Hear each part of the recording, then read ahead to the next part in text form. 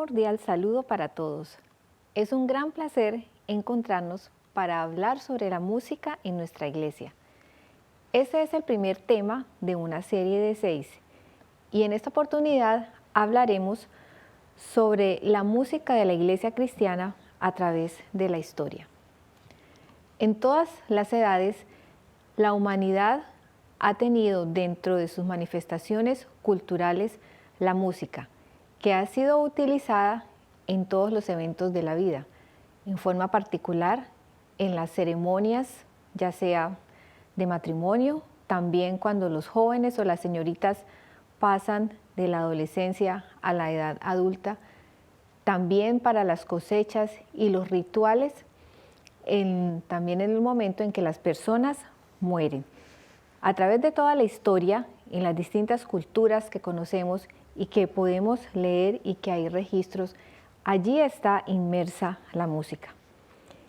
Y esto ha sido también en nuestra iglesia. Podemos ver que en cualquier lugar del mundo donde hay una congregación adventista, en la liturgia que se lleva a cabo en nuestra iglesia se canta. De una u otra forma, la música interviene en el servicio de adoración de nuestras iglesias.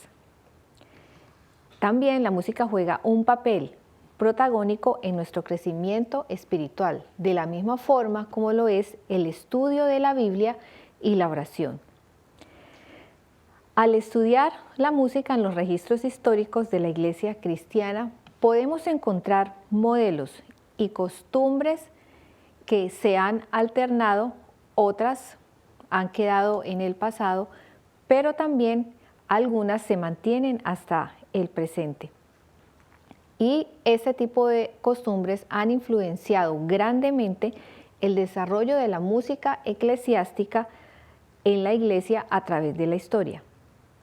Vamos a dar una mirada a los cambios que se han tenido en la música de la iglesia cristiana, desde sus orígenes. En la iglesia primitiva del Nuevo Testamento podemos ver que se tomaron muchas de las costumbres que venían del Antiguo Testamento.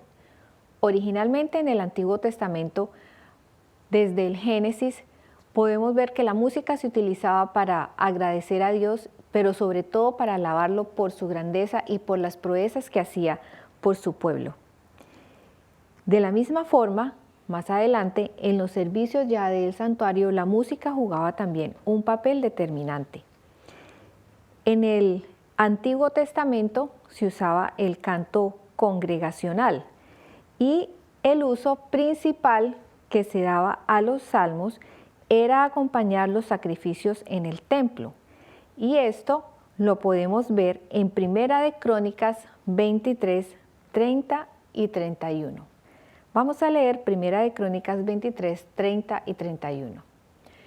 Y para asistir cada mañana, todos los días, a dar gracias y tributar alabanzas a Jehová, y asimismo por la tarde. Y para ofrecer todos los holocaustos a Jehová, los días de reposo, lunas nuevas y fiestas solemnes, según su número y de acuerdo con su rito, continuamente delante de Jehová. Aquí podemos ver que el uso principal de los salmos era acompañar los sacrificios en el templo.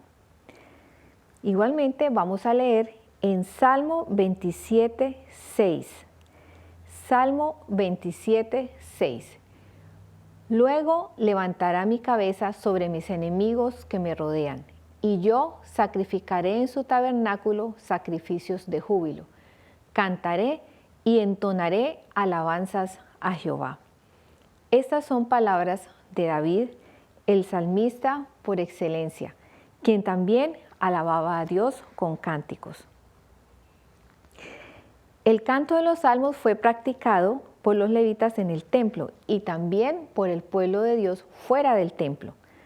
Un ejemplo de esto son los salmos responsoriales, como el 42, el 43, el 46 y el 57. En esta oportunidad voy a leerles el Salmo 43. Júzgame, oh Dios, y defiende mi causa. Líbrame de gente impía y del hombre engañoso e inicuo.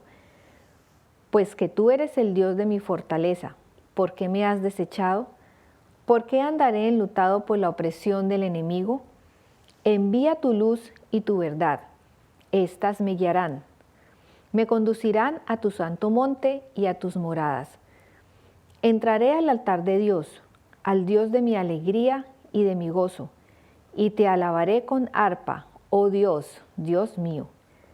¿Por qué te abates, oh alma mía, y por qué te turbas dentro de mí? Espera en Dios, porque aún he de alabarle, salvación mía y Dios mío. Este es un ejemplo de un salmo responsorial. Y también hay otros salmos que se caracterizan por ser salmos de ascensión, que eran cantados por el pueblo de Israel durante sus jornadas hacia Jerusalén en ocasión de las festividades religiosas. Y durante el camino, los viajeros alegraban su peregrinar cantando salmos. Vamos a leer únicamente uno de ellos, porque hay muchos ejemplos, del 120 al 134, pero vamos a leer el 134. Mirad, bendecid a Jehová, vosotros todos los siervos de Jehová, los que en la casa de Jehová estáis por las noches. Alzad vuestras manos al santuario y bendecid a Jehová. Desde Sión te bendiga Jehová, el cual ha hecho los cielos y la tierra. De esta forma podemos ver este tipo de salmos que eran utilizados en el pueblo de Israel. Otra de las formas en que se podía dar uso a los salmos era cuando se realizaban de manera antifonal, es decir, cuando dos grupos alternaban entre ellos y cada grupo cantaba la mitad del verso. Un ejemplo de eso lo podemos ver en el Salmo 24, especialmente de los versículos del 7 al 10. Vamos a leer el Salmo 24, los versículos del 7 al 10. Y dice así: Alzad, oh puertas, vuestras cabezas, y alzaos vosotras, puertas eternas, y entrará el Rey de Gloria.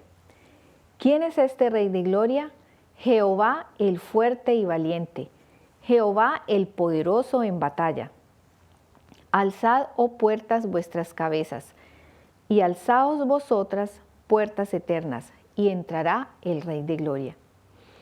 ¿Quién es este Rey de Gloria? Jehová de los ejércitos, Él es el Rey de la Gloria. Este tipo de forma de alabar a nuestro Dios se adaptó en el Nuevo Testamento. El apóstol Pablo animó a los feligreses de Éfeso a cantar himnos, cantos, salmos espirituales. Y en varios lugares del Nuevo Testamento hay referencias al canto como un medio para crear relaciones y unidad.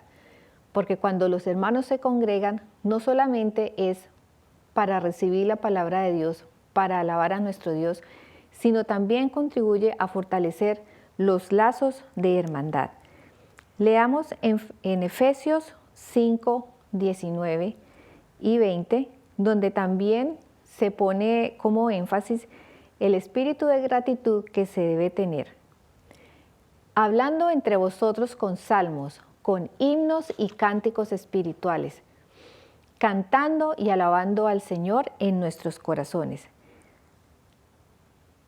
dando siempre gracias por todo al Dios y Padre, en el nombre de nuestro Señor Jesucristo. Cantando todos con alegría en los corazones y también dando gracias a nuestro Dios. Otro texto que podemos ver de cómo era la alabanza en el Nuevo Testamento era para hacer expresión de gozo, como podemos leerlo en Santiago 5:13. Vamos a leer este texto, Santiago 5:13. ¿Está alguno entre vosotros afligido? Haga oración. ¿Está alguno alegre? Cante alabanzas. Entonces, si estamos alegres, podemos alabar a nuestro Dios. Y también cuando no estemos tan felices, de la misma manera, El cantar hará que nuestro espíritu se regocije. Otra forma en que era utilizado el canto era para la alabanza, como podemos verlo en Hechos, capítulo 16, versículo 25. Pero a medianoche, orando Pablo y Silas, cantaban himnos a Dios, y los presos los oían. Esta es una de las historias más sorprendentes en cuanto a la alabanza en una situación adversa. Pablo y Silas habían sido injustamente apresados y habían sido también castigados. Habían recibido muchos azotes, estaban heridos y lo más seguro era que tenían mucho dolor en ese momento. Pero con todo y eso no fue impedimento para que en medio del sufrimiento y la adversidad pudieran elevar sus voces en alabanza a Dios. Leamos también Romanos 15, 9. Y dice así: y para que los gentiles glorifiquen a Dios por su misericordia, como está escrito. Por tanto, yo te confesaré entre los gentiles y cantaré a tu nombre. El canto también tenía en ese tiempo como propósito la edificación y el fortalecimiento de los creyentes.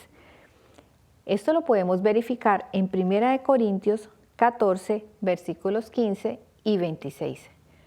Que pues, oraré con el espíritu, pero oraré también con el entendimiento. Cantaré con el espíritu, pero cantaré también con el entendimiento. ¿Qué hay pues, hermanos? Cuando os reunís, cada uno de vosotros tiene salmo, tiene doctrina, tiene lengua, tiene revelación, tiene interpretación. Hágase todo para edificación. Entonces vemos también allí que el canto tenía su papel fundamental para la edificación y el fortalecimiento de los creyentes. Estas prácticas que se dieron en la iglesia del Nuevo Testamento se mantuvieron aún hasta el siglo IV en las iglesias cristianas de Oriente. De acuerdo a los escritos de San Basilio, que vivió aproximadamente desde el 329 al 379 después de Cristo, está esto registrado. Al levantarse de orar, empezaban a cantar los salmos y ahora, divididos en dos partes, cantan antifonalmente. Luego, dejando que una persona dé la entonación de la melodía, el resto canta en respuesta. Es importante mencionar ahora que la participación en el canto congregacional y las consecuencias que esto trae sobre el estilo de música usada sería constantemente desafiada a lo largo de la historia. Hasta ahora vemos que desde el Antiguo Testamento siempre se trataba y se hacía énfasis en que toda la congregación cantara. El pueblo, o si no, grandes coros cantaban en las ceremonias del pueblo en el Antiguo Testamento. Y también en el Nuevo Testamento, como ya hemos leído, se trataba de que todos participaran. Pero esto no siempre fue así. Aunque en el Nuevo Testamento la iglesia creció y mantuvo también las costumbres musicales del Antiguo Testamento, se produjeron algunos cambios, pero en general se mantuvo el principio de la participación en la alabanza. Ya en la iglesia temprana, los eventos se celebraban con un tipo de canciones que se llamaban himnos. San Agustín, el obispo de Hipona, definió el himno como una canción de alabanza a Dios. Los himnos tenían el propósito de enseñar a los nuevos conversos acerca de la vida de Cristo, de su misión en esta tierra. O sea, que los himnos llegaron a ser una herramienta para esparcir la verdad, más allá de narrar la grandeza de nuestro Dios y de alabarlo. Por eso, los himnos enseñaban verdad y también enseñaban doctrina. Los líderes de la iglesia cristiana temprana pensaban respecto a la música. Primero, la importancia del canto, o sea, las canciones que eran apropiadas. Segundo, la música en la iglesia, el uso que tenía, que para ellos era determinante que fuera para la enseñanza. Y número 3, el uso de los instrumentos.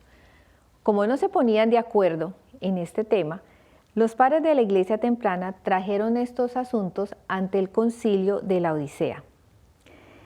Los obispos de la iglesia, preocupados por el uso de los instrumentos musicales, también porque en los cantos se utilizaban textos que no eran literales totalmente como estaban escritos en la Biblia, y el uso de tonadas seculares para el canto congregacional, decidieron prohibirlo todo, incluyendo el canto congregacional en la iglesia. Estas decisiones cambiaron la liturgia y cambiaron la participación de la gente hasta el tiempo de la Reforma. Estos cambios privaron a la gente de participar activamente en el servicio de adoración. Sabemos también por la historia que en todo este tiempo la iglesia dominaba en todos los aspectos de la vida de las personas y la música no fue la excepción. Quienes podían aprender música eran los que estaban en los monasterios o algunos de los jovencitos que estudiaban en las escuelas que estaban también cerca de estos monasterios o de las grandes catedrales. De resto, era muy difícil que alguien pudiera acceder a la educación musical. También, como la mayoría de la gente no sabía leer ni escribir, sencillamente podían escuchar los cantos que se tenían en las grandes catedrales, en las liturgias, en las misas, pero que no la entendían porque no estaba tampoco en su idioma materno. En el siglo VI, el Papa Gregorio establece las bases del canto gregoriano, que predominará en la Iglesia cristiana católica durante toda la Edad Media. Los principios que rigen estos cantos no son fundamentados en la Biblia, sino basados en la tradición y en la búsqueda de un poder político y religioso. Ya cuando por fin pasó este tiempo y llegó la Reforma, entra a jugar un papel muy importante Martín Lutero.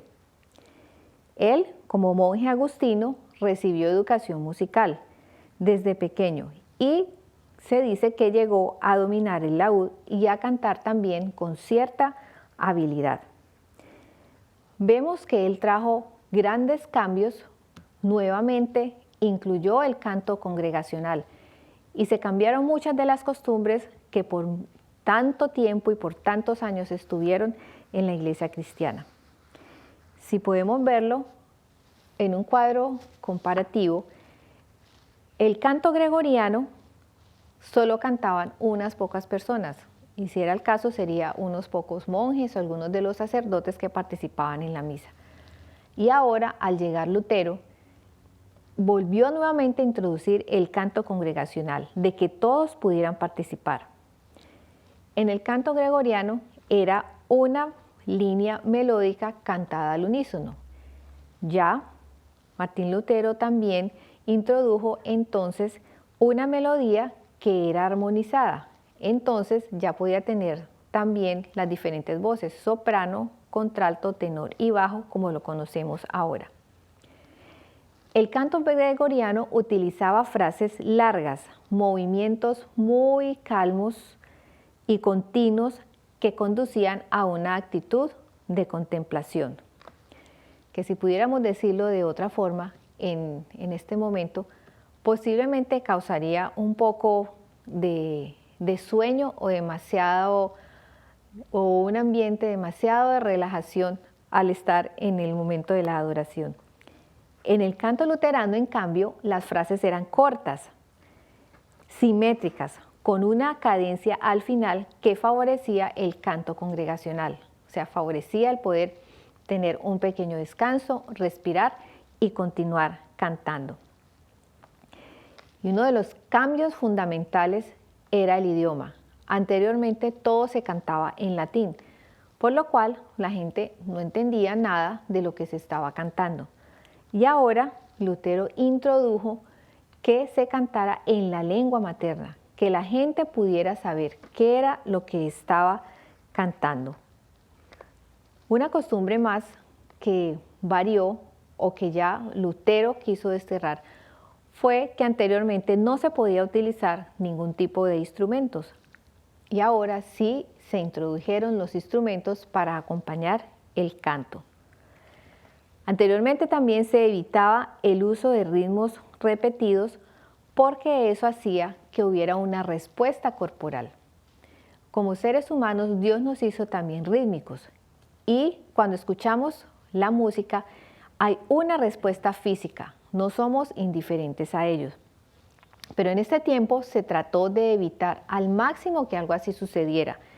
Entonces, por lo tanto, se evitaba el uso de ritmos repetidos. Se trataba entonces de que fueran notas muy largas para que no hubiera ritmos que todo el tiempo pudiéramos distinguir y que dieran como resultado una respuesta física. Ahora, con Lutero, se usan patrones rítmicos repetitivos para facilitar el aprendizaje de la melodía y la estructura musical. Cuando un canto tiene un patrón tanto rítmico como melódico que se repite periódicamente, es más fácil cantar. Cuando no hay este tipo de patrones, se crea confusión y es muy difícil seguir el canto. Ya, si los patrones son muy variados, va a complicar el canto y si es tan lentos como se utilizaban anteriormente, va a hacer que se pierda el interés y la motivación al momento de cantar. Lutero también estaba convencido de que cada persona debía entender el mensaje bíblico en su lengua y consideraba que la música era la mano derecha de la teología, o sea que por lo tanto era útil para la predicación del Evangelio. Publicó y distribuyó muchos cantos, un gran número de cantos, y estableció el himnario como herramienta para enseñar doctrina. Estos himnarios en ese tiempo se utilizaron no solamente en la iglesia, sino también en los hogares, en las escuelas, hasta en las tabernas y también en los lugares de trabajo. En este tiempo, el canto tenía un papel muy especial en la sociedad. Como la mayoría de la gente no leía, o sea, no había palabra escrita, los cantantes iban por las poblaciones y las temáticas que ellos tenían era sobre las cuestiones sociales, también cantaban al amor, pero era música que era atacada directamente por la iglesia. Consideraban que no era apropiada y que no se debía escuchar. Entonces, la música en este tiempo, ya para Lutero, fue muy vital para comunicar las buenas nuevas, utilizando en algunos casos melodías populares conocidas que venían de los tipos de canciones que se utilizaban en este tiempo, como el canto folclórico, las baladas populares, los cantos de la corte y el canto social. Es importante entender la inspiración de Lutero y el uso de tonadas provenientes de una variedad de estilos y de repertorio musical. Para Lutero, la música era útil para la teología y para alcanzar al mundo, así que él consideraba que era necesario comunicarse en el lenguaje del mundo. Por eso, los corales hablaban de manera sencilla al corazón de las personas. Utilizó ritmos vivos característicos de su tiempo para mantener la dinámica del texto, como en el caso de Castillo Fuerte es nuestro Dios. De él vamos a leer en esta ocasión la segunda estrofa, que dice así: luchar aquí sin el Señor, cuán vano hubiera sido, mas por nosotros pugnará de Dios el escogido. ¿Sabéis quién es? Jesús, el que venció en la cruz, Señor de Sabaoth, omnipotente Dios. Él triunfa en la batalla. Una de las formas y uno de los estilos que Lutero utilizó en su tiempo y en las composiciones es lo que se llama la contrafacta. Si leemos del Nuevo Diccionario de la Música y los Músicos, dice de la siguiente manera: la contrafacta en la música vocal es la sustitución de un texto por otro sin ningún cambio sustancial en la música. Esto quería decir que como en el tiempo de Lutero no habían cantos en la lengua de las personas, sino que todo era en latín, lo que la gente podía reconocer era las tonadas y las melodías populares. Entonces, era costumbre por los distintos compositores usarla. Y también, entonces, Lutero hizo esto. Tomaba algunas melodías conocidas por la gente y le colocaba letra bíblica para que ellos fueran grabando en sus mentes las verdades de Dios, porque muchos hasta ese momento no tenían la facilidad de leer. Entonces, de esta forma podían aprender la nueva verdad que estaban descubriendo. Otra razón para que esto fuera así era porque como había pocas melodías compuestas para las letras cristianas en el idioma de las personas, entonces tomaban prestado de la música popular melodías ya existentes, que eran de conocimiento y que eran fáciles para que la gente las pudiera cantar. El ritmo en los corales de Lutero se caracterizaban por ritmos vivos y por utilizar la síncopa de una forma adecuada para dar énfasis a determinadas partes en el texto de los cantos, pero lo hacía de tal forma de que no se volviera complicado el cantar, porque cuando una música es demasiado sincopada, hace que sea difícil seguir la secuencia de un texto. Desafortunadamente ya en el siglo XVII se cambiaron algunos ritmos de los himnos luteranos a un estilo isométrico. ¿Por qué llegaron ese tipo de cambios? Hubo 4 elementos que jugaron un papel fundamental para que se dieran este tipo de cambios. Estaban los arquitectónicos. Las catedrales eran muy grandes, muy altas, con una acústica muy especial que hacía que se diera como un eco. Eso se facilitaba o se escuchaba muy bien si los cantos eran lentos, pero cuando había cantos de gozo o vivos, como eran los que le gustaban a Lutero, entonces se sentía como que si el sonido se estuviera revolviendo. Entonces trataron nuevamente de volver a los cantos un poco más lentos para evitar esto. Otro aspecto fue los musicales por la polifonía. Como se daba a veces al cantar unísono, todos estaban cantando lo mismo, pero ya al cantar a voces, entonces se consideraba que se perdía un poco la claridad en la música y que era difícil mantener los ritmos complejos. Entonces se volvió, por la melodía, una razón más para que la música fuera en tiempo moderado nuevamente. Otro punto fue el teológico, donde se consideraba que lo que era más lento era característico de solemnidad y también de espiritualidad. Y el aspecto práctico, que también se tuvo en cuenta aquí, porque como la gente dependía de la memoria para cantar, entonces consideraron que si la música era más lenta, era más fácil recordarla. Este no era el fin que Lutero quería, era todo lo contrario. Él quería que los himnos fueran una expresión gozosa como respuesta a la salvación, pero vemos que nuevamente empezó a introducirse este tipo de cambio.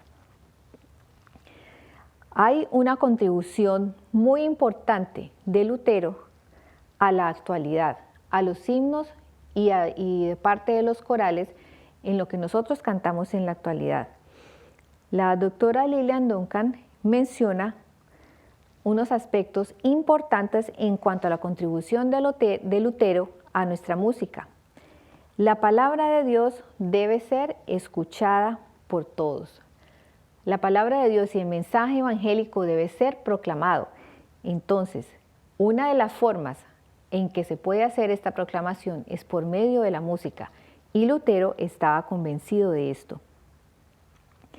Otro punto que él sostenía y que contribuye en la actualidad es que la música en la iglesia debe ser activa y participativa, que todos la conozcan, que la congregación esté familiarizada con ella.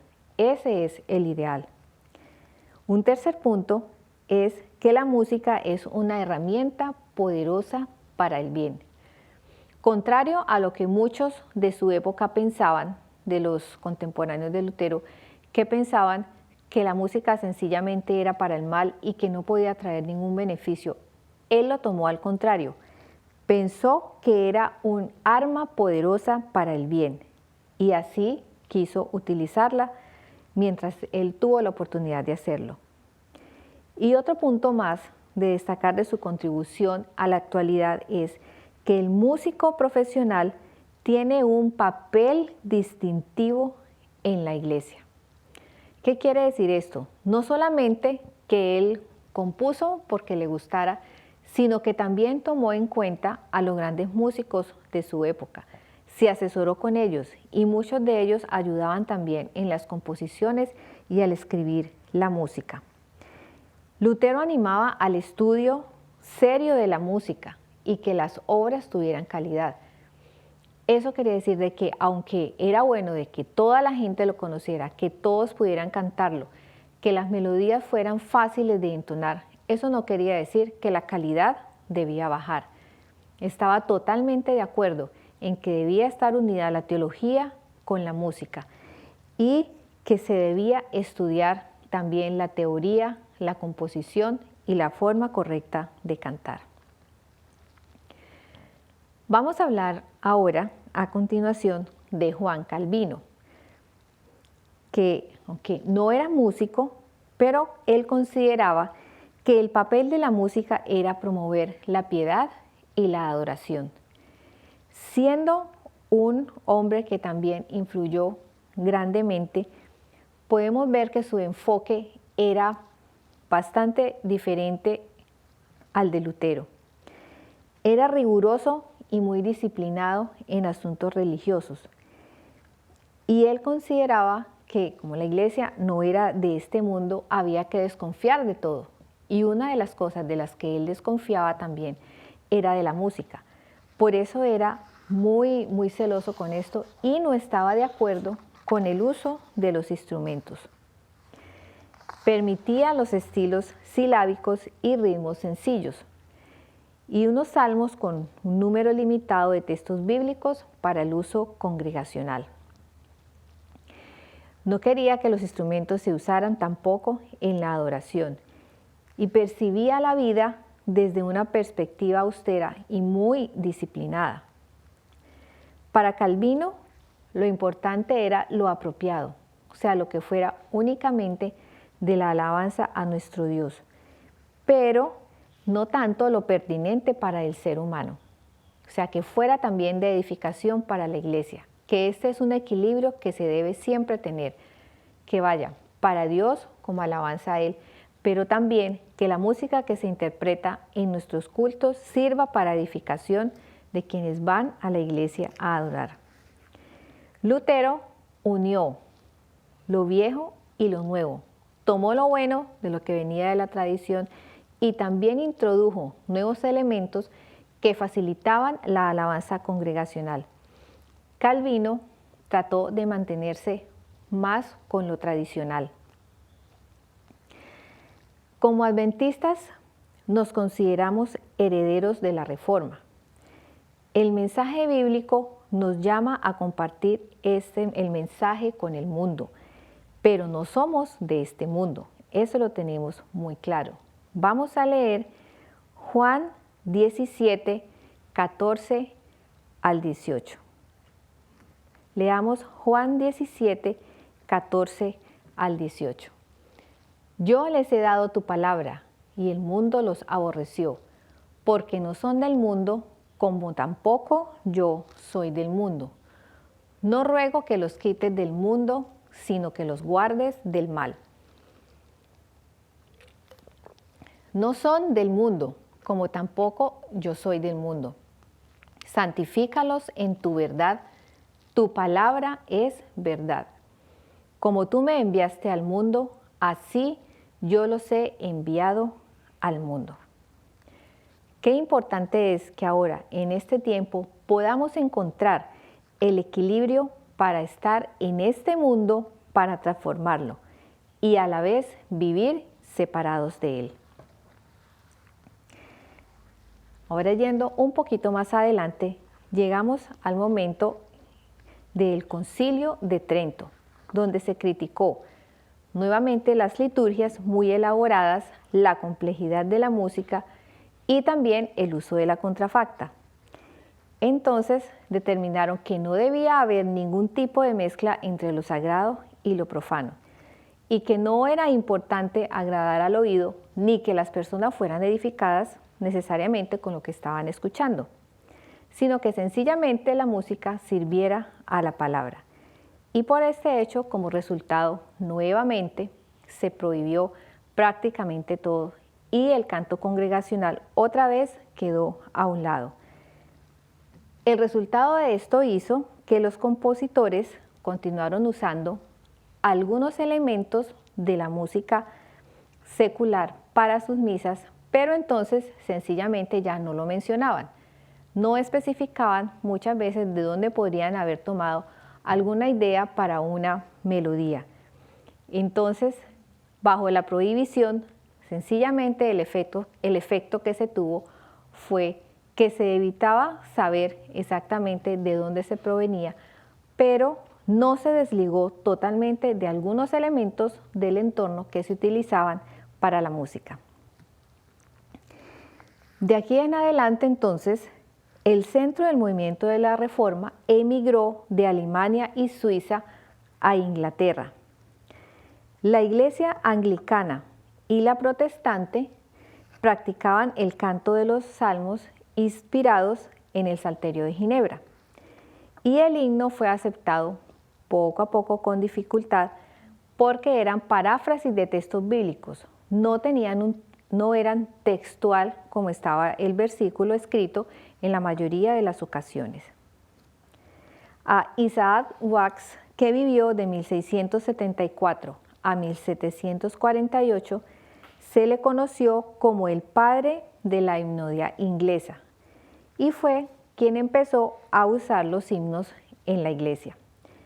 John Wesley, que vivió de 1793 a 1791 y fue el fundador del movimiento metodista, fue quien impulsó realmente la popularidad del himno. John Wesley promovía la religión práctica, ayudar a los pobres, a los necesitados, y le gustaba cantar de forma entusiasta. Entonces, nuevamente los himnos que él fue introduciendo o también otros que rescató, querían edificar a la iglesia y a la congregación y que nuevamente se hiciera con alegría, con gozo y de forma entusiasta, no tanto de forma austera, triste o melancólica. También fue un importante promotor y publicador de himnos. Consideraba también que los himnos son aliados para predicar el Evangelio y que eran pertinentes para su tiempo. Tomó melodías prestadas de los corales luteranos, también de la música clásica y de algunas áreas de ópera que consideró que eran apropiadas para utilizar en la iglesia. Publicó también una lista de instrucciones para el canto. Esto quiere decir también que Wesley estaba comprometido y convencido de que era importante de que las personas aprendieran cómo cantar y cómo hacerlo mejor. No solo de hacerlo con entusiasmo y de predicar y de llevar un mensaje, sino también de hacerlo de la manera correcta. En el siglo XIX, ya los movimientos de reavivamiento en Norteamérica produjeron la mayor contribución a la himnodia cristiana. Los cantos de los campestres y la música gospel empezaron a tener una gran influencia. Y estos cantos usaban un lenguaje sencillo, melodías de tipo folclórico que eran muy fáciles de aprender para las personas. Ya en este momento, la música prácticamente estaba en manos de la gente común, no solamente de los profesionales o de quienes tenían la preparación o el entrenamiento necesario para tocar los instrumentos y para cantar. Ellos hallaron las melodías en la música folclórica y también popular. Y como reacción surgieron numerosos reformadores que reintrodujeron ritos, himnos y cantos del pasado. Esto se dio mucho en la Iglesia Católica, en la Iglesia Anglicana y algunas otras denominaciones. En general, la Iglesia evangélica entonces favorecía las emociones y el adaptar la cultura popular para estar más cerca de la gente.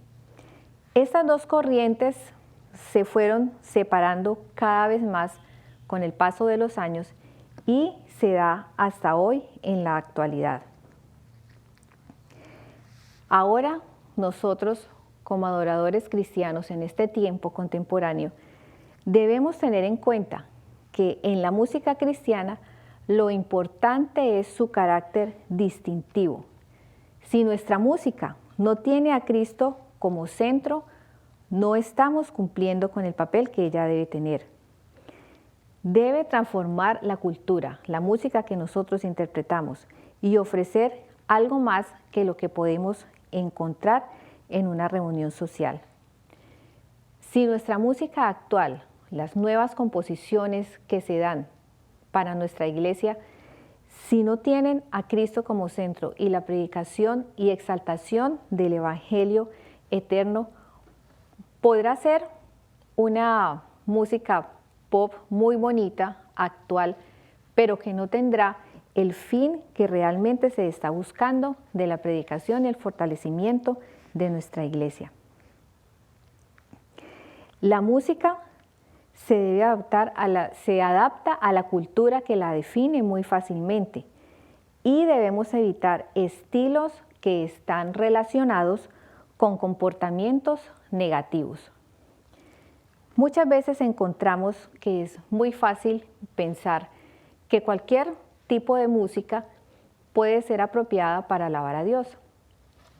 Entonces podemos ir a la música popular y decir, bueno, podemos ponerle música cristiana o una letra cristiana a cualquier tipo de música que se escuche, no importa si sea en los sitios de baile o que sea la música que se interpreta en los lugares donde se patrocina el vicio, también el licor.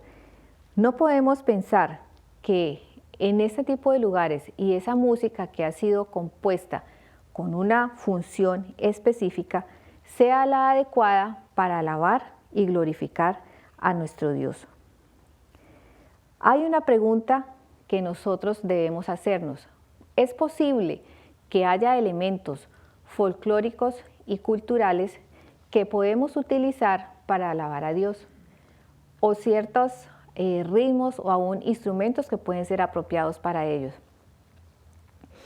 Hace poco pude ver en internet un video que tiene la iglesia con el motivo especial de la Navidad. Entonces presenta hermanos de nuestra iglesia adventista de distintos lugares del mundo interpretando himnos que hablan del nacimiento de Cristo que tenemos en nuestro himnario. Es de música instrumental, pero entonces muestran en una parte, pude distinguir que se refería a personas de Bolivia por la vestimenta que tenían, también por los instrumentos que estaban tocando. Después cambiaba y entonces era gente de la parte de Asia, donde con sus instrumentos característicos tocaban también al mundo paz. Después cambiaba al Caribe, en Trinidad y Tobago, aquellos que parecen un cierto tipo de tambores un poquito diferentes, pero que tienen notas, e iban interpretando también estos signos. Y la India, salían también los hindúes con su vestimenta y con sus instrumentos, también tocando esas hermosas melodías.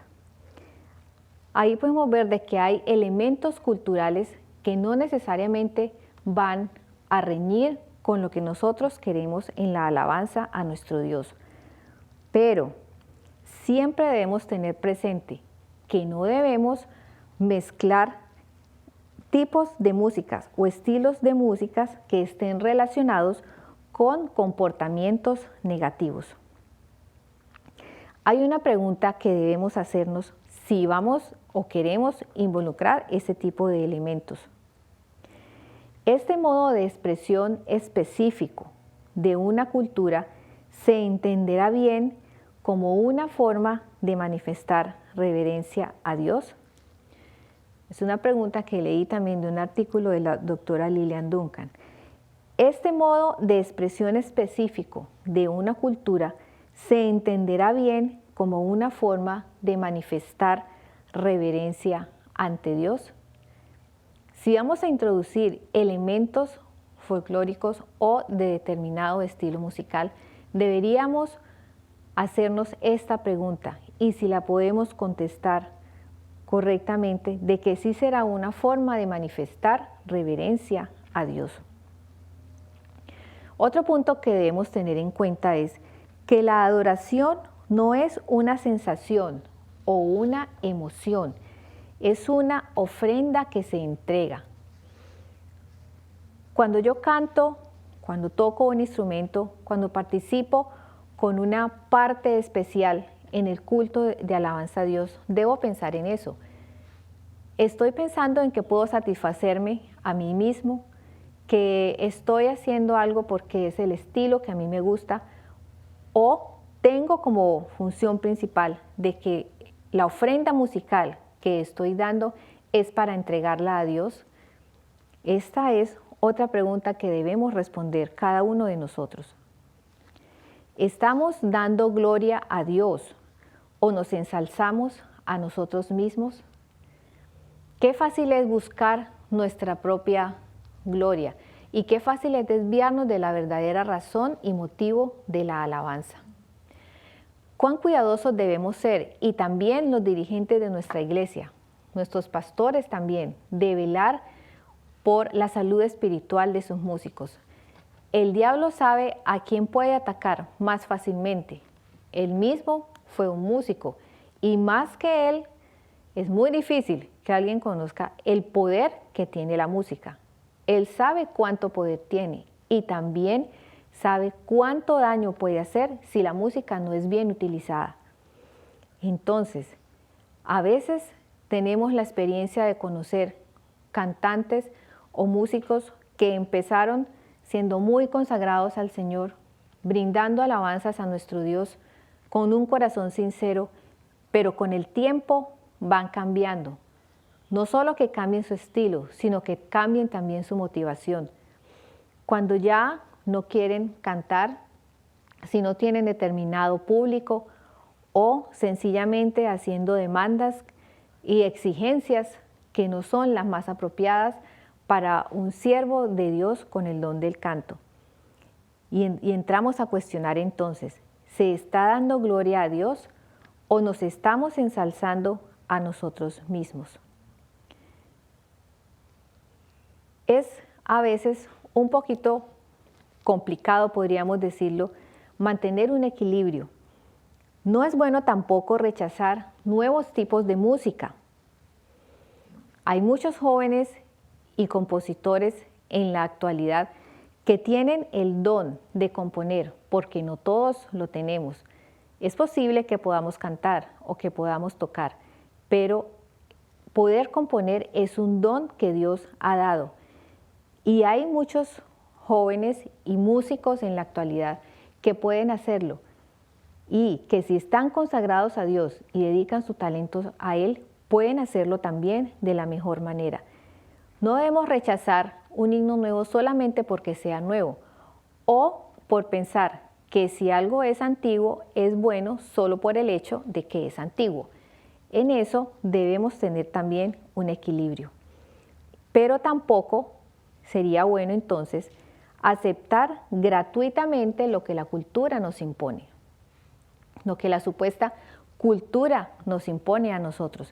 Si vemos ya en muchos de nuestros países, a veces hasta ese acervo o arraigo cultural no se tiene.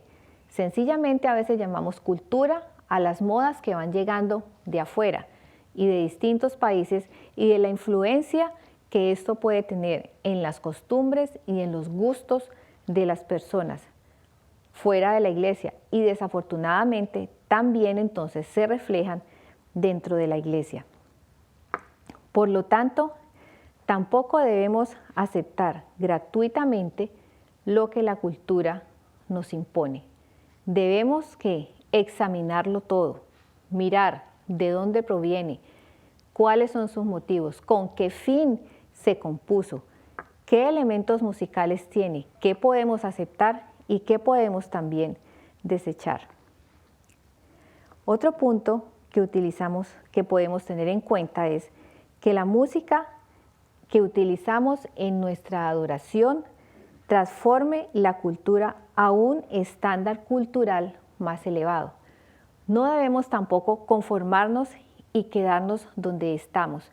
El deber de quienes tenemos la responsabilidad de guiar la música en nuestras iglesias locales y también a nivel de asociación o de uniones o también de la iglesia mundial es preparar y capacitar a las personas que tenemos a nuestro alrededor, que puedan formarse musicalmente, que conozcan cómo funciona la música, no solamente para que digan, es que esto me gusta y ya, no, que sepan cómo se escribe una melodía, cómo funciona el ritmo, cómo se relaciona todo, la melodía, la armonía y el ritmo. Igualmente que conozcan de la historia, de la composición. Al conocer la armonía, las reglas y todo este gran idioma que hay alrededor de la música, entonces la forma en que lo vamos a hacer también va a cambiar y va a mejorar. En ese caso, la música que vamos a utilizar en nuestra adoración va también entonces a transformar la cultura, no que la cultura nos transforme a nosotros. Y así tenemos un estándar cultural más elevado. Cuando llegamos a una congregación y vemos que lo que ellos están acostumbrados a hacer, podemos pensar que está más abajo de la expectativa que yo tengo o del conocimiento, es mi responsabilidad como dirigente en la música actuar con inteligencia.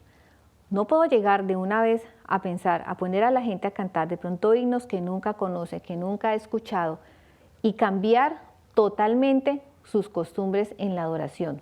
Pero sí se puede hacer es ir educando, ir formando, buscar momentos en las distintas reuniones de la iglesia en las que se pueda capacitar y en las que se pueda enseñar y que las personas puedan aprender a apreciar otro tipo de música y así ir elevando el nivel de comprensión musical que tiene mi congregación.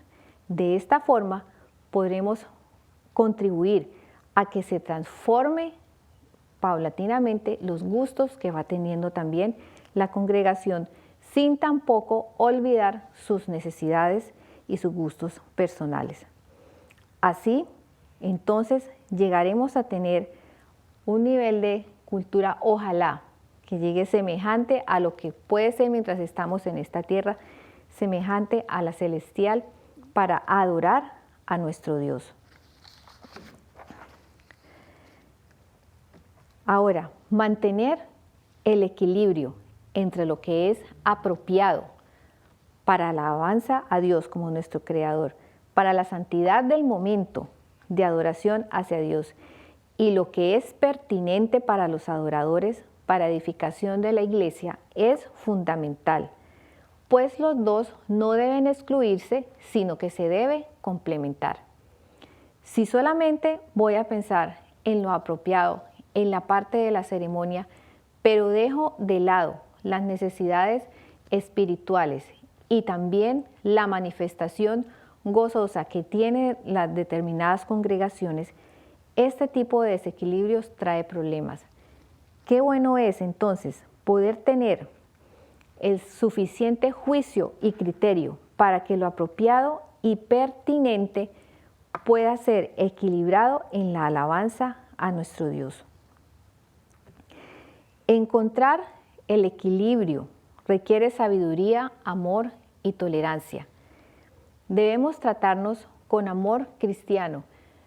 Este tema de la música muchas veces trae tantos enfrentamientos inútiles y a veces se dan tantas heridas que son difíciles de sanar con el tiempo. Todos queremos tener la razón y muchas veces entonces se trata mal a quien participa en la música de la iglesia y que puede ser que pensando que está haciendo lo mejor, está riñendo con mi gusto personal o con lo que yo quiero que se haga como líder de la iglesia. Por eso es tan importante siempre velar para poder instruir a quienes están llevando a cabo y participando en la música, y de la misma forma también, si yo no hago una instrucción adecuada, ¿cómo voy a exigir entonces que se haga lo mejor? Facilitar el aprendizaje y facilitar también el conocimiento, para que así en la alabanza lo apropiado y lo que es pertinente esté en equilibrio. Es tiempo también de que nuestra música comunique de forma clara y precisa lo que nosotros creemos como adventistas del séptimo día. Es un error pensar que la música que hacemos en nuestra iglesia es para distraer, es para elevar, para educar y para acercarnos al trono de Dios, para que sea una forma en que muchas personas puedan acceder a la salvación también y escuchar de nuestro Dios. Entonces, el desafío que tenemos es que Dios nos ayude a que podamos aprender de las experiencias del pasado y que al conocer la historia podamos tomar los ejemplos que ellas nos dan de qué cosas podemos imitar y cuáles podemos dejar de lado, para así hacerlo mejor para nuestro Dios y la edificación de su iglesia, para que el ministerio de la música sea efectivo y pueda ser una ofrenda agradable a nuestro Dios. Que Dios les bendiga.